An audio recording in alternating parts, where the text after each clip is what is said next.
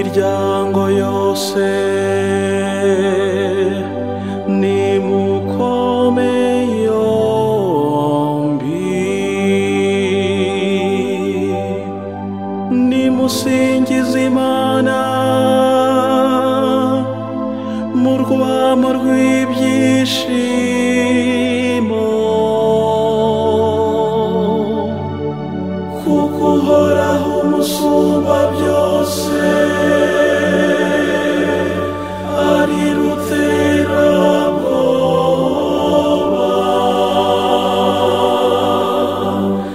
akaba umwami w'igihangange ku isi yose.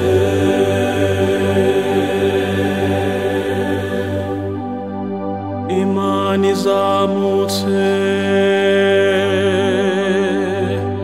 bayihe impundu,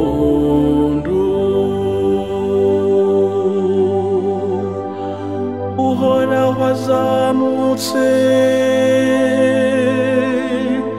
avugirizwa impanda,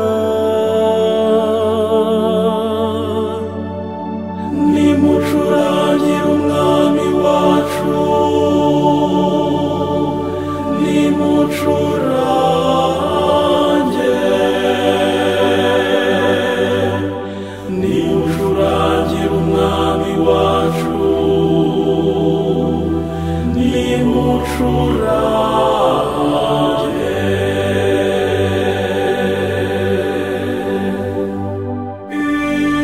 Imana izamutse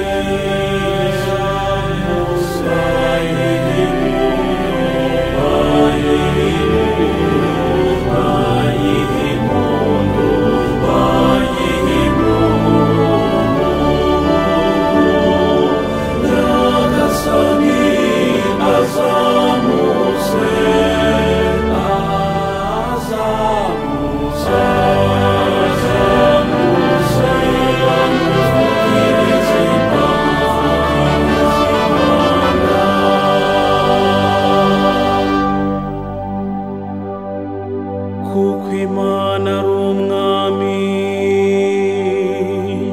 w'isi yose. Nimucurange mwimazeyo mubyamamaze, Uhoraho